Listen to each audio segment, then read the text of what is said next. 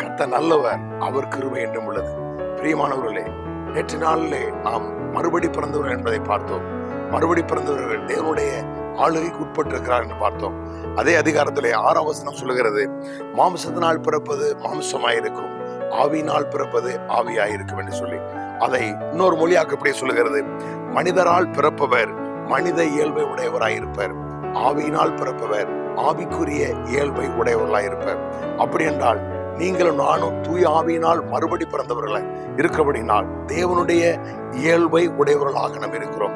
தேவன் எப்படி ஆளுகிறவராக இருக்கிறாரோ, தேவன் எப்படி எல்லாவற்றையும் அதிகாரமுடையவர்களாக இருக்கிறாரோ, அதே போல அவரால் பிறந்த நாமும் அவருடைய இயல்பை உடையவர்களாக இந்த பூமியிலே உண்டாயிருக்கிற அத்தனை காரியங்களையும் கீழ்ப்படுத்தி ஆளுகிறவர்களாக நாம் இருப்போம்.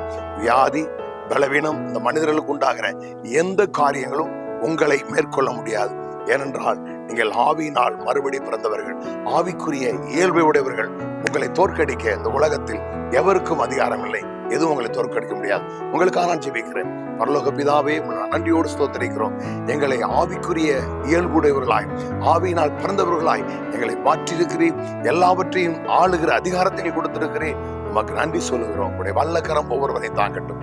இயேசு கிறிஸ்துவின் நாமத்தில் பிதாவே, ஆமென். God bless you. Praise the Lord.